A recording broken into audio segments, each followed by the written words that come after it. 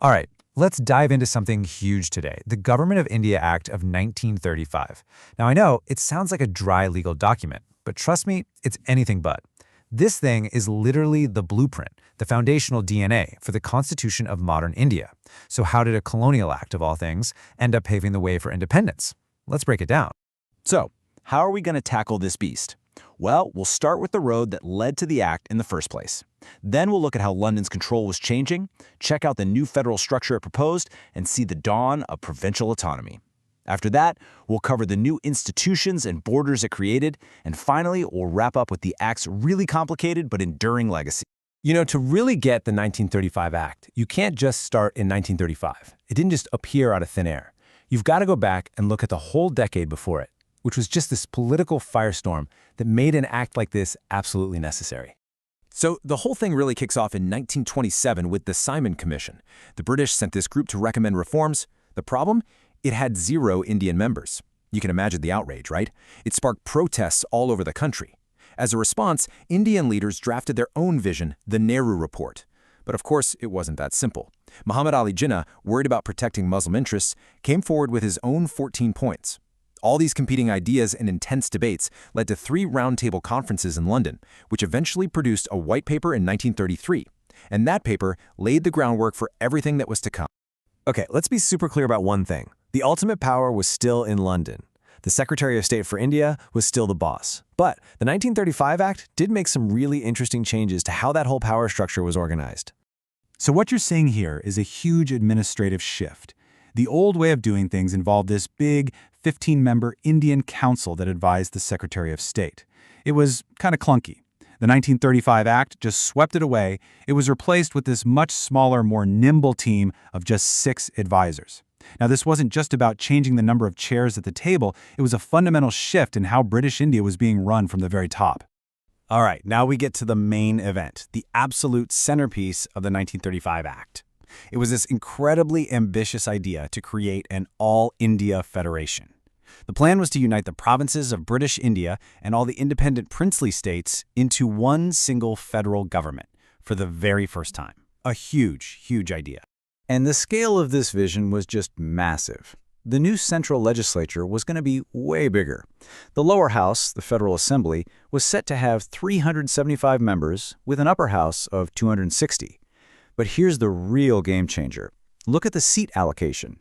For the very first time, the princely states were going to be brought into the fold, sitting right alongside representatives from British India. Now, to make a huge federation like this work, you need a clear rule book for who's in charge of what. So the Act introduced this really clear division of powers, a system that probably looks very familiar if you've studied the Indian Constitution. You had a federal list for the central government, a provincial list for the provinces, and a concurrent list where both could make laws.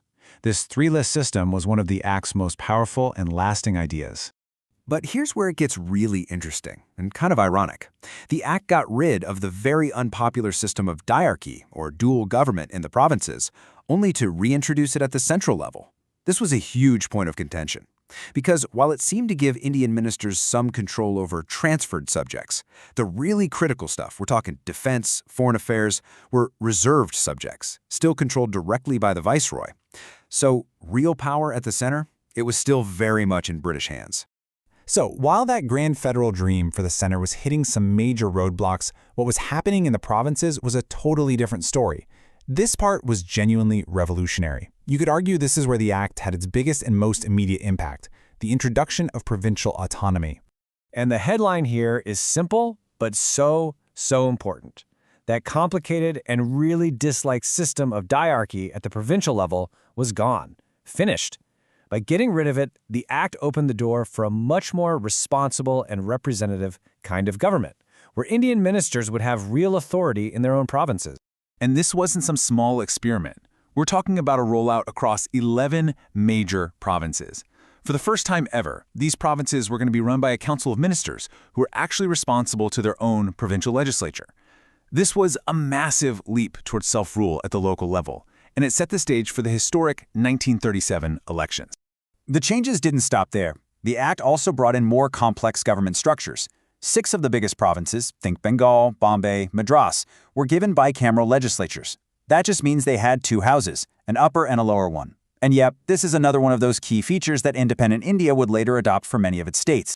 So this act wasn't just about high-minded political ideas. It made real, concrete changes on the ground. It created brand new institutions, and it literally redrew the map of India. The act left behind some major institutions that are still around today. It set up a federal court in 1937. Yep, that's the direct ancestor of today's Supreme Court of India. It created the Reserve Bank of India to handle the nation's money. And, like I said, it redrew the map. Burma was formally separated from India, and 2 new provinces were created, Sindh, carved out of Bombay, and Orissa. So as we start to pull this all together, we're left with this really contradictory picture. This was an unbelievably detailed, super ambitious law that had some spectacular failures, but also some profound, long-lasting successes. And just to give you a sense of the sheer scale of this thing, it had 321 sections and 10 schedules. At the time, it was the longest, most complicated piece of legislation the British Parliament had ever passed. It was this massive attempt to write a whole new constitutional future for this vast, complex country. And yet, for all that incredible detail, the very heart of the act, its central pillar, just crumbled. The All India Federation never happened. And why? Well, the princely states, who were worried about losing their power and getting swept up in democratic politics, basically said, no thanks. And with their refusal, the entire federal structure for the central government was dead before it even started. Which leaves us with this one final fascinating question. How did a colonial law, whose main objective completely and totally failed, still end up providing the foundational skeleton, the provincial autonomy, the 3-list system, the federal court, for the constitution of a free and independent India? It's a paradox that really sits at the very heart of modern Indian history.